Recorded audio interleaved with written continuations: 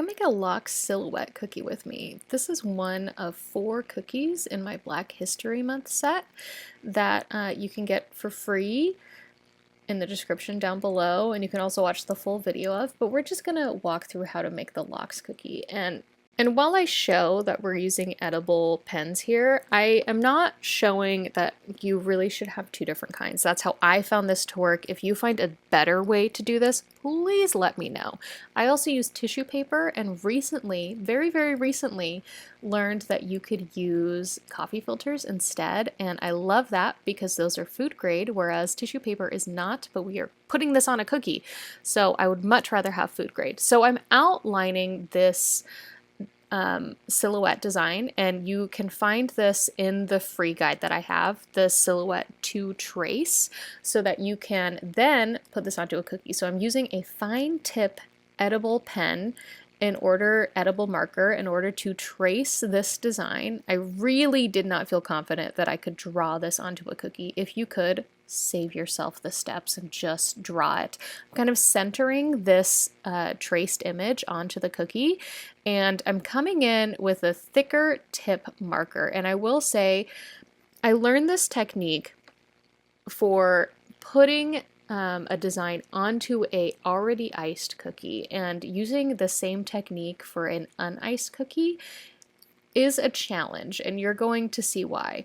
Because this thicker pen should be depositing a lot more color. It should go through onto the cookie, and if this was a iced cookie, that would be the case, but this is not an iced cookie, and so you'll see, oh, not much here.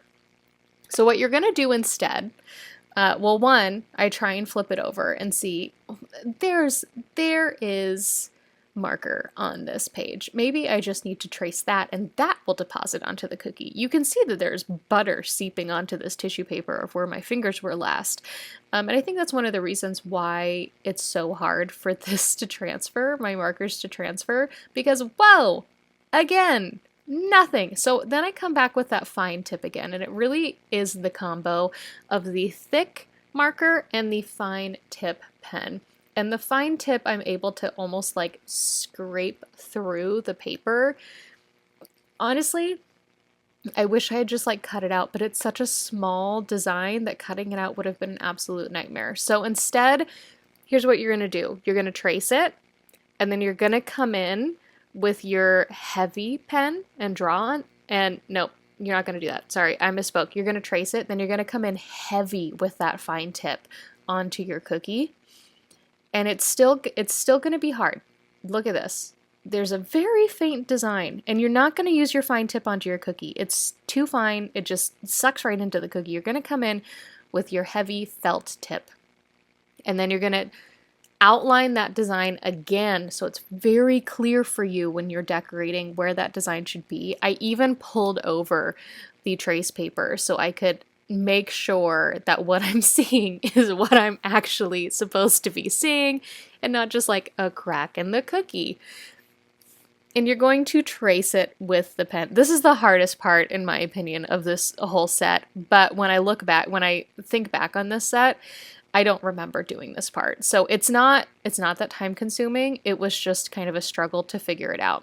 So now that you have that outlined, you're going to come in with your black royal icing. I recommend making a smaller bag of this so you can hold it more tightly in your hand, but also you can cut a finer tip. And this is the first time I was decorating with this piping bag, and I was kind of learning the right pressure.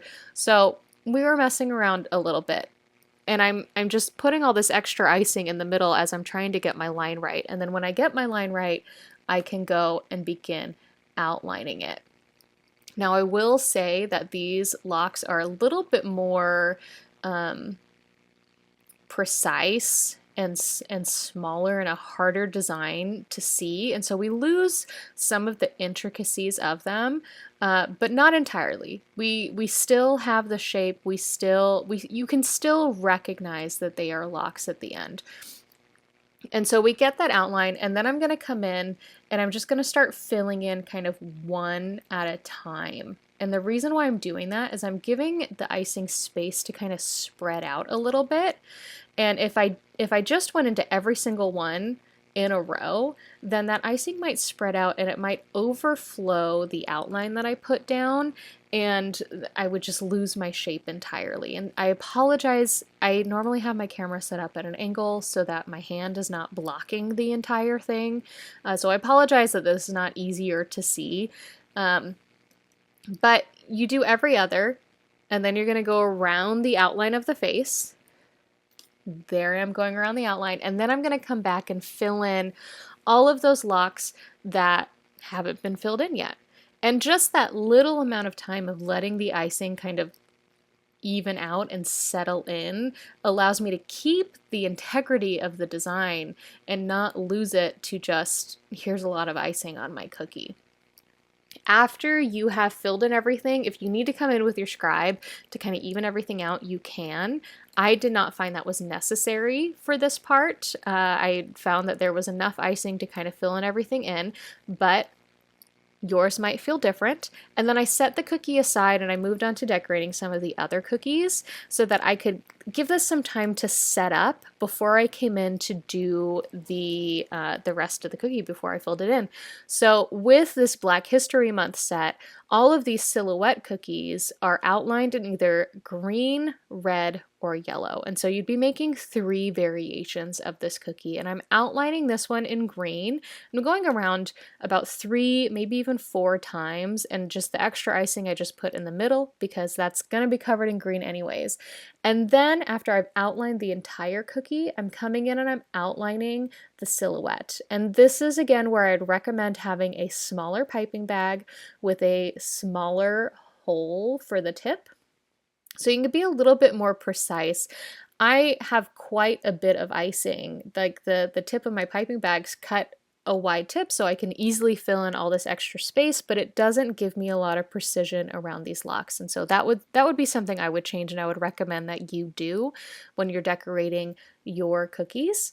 But you're just going slow and you're making sure that you're creating that definition between the locks so you can see the hair. That's what we're going for here. That's what these cookies are about, is highlighting the beauty of black hair.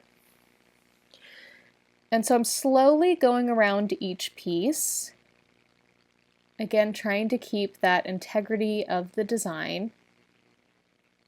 And then once I get around them, I could come in with a scribe if I feel like I didn't get into certain areas and I just need to move some icing in, or I need to redefine an area. I did not find that necessary on this cookie, but if you check out the Afro Puff cookie, I did find that necessary. I used my scribe to kind of get that design back, and then I'm just filling the rest in with green, and I try not to go too close to the edge to fill all the way to the edge in case my cookie might overflow. You definitely want to pay attention to how thin or thick your icing is on that, and then I'm going to come in with my scribe just to get that icing, scooched it all the way up to the edge. You might think, Cami, you just said you were trying not to get it to the edge, because I wanted to use my scribe to push it to the edge. I didn't want it to be coming out of the piping bag that way. So you can see this is the full set. We have a Black History pattern, and then we have 3 different silhouetted hairstyles. Download the free guide, watch the whole video, make them yourself.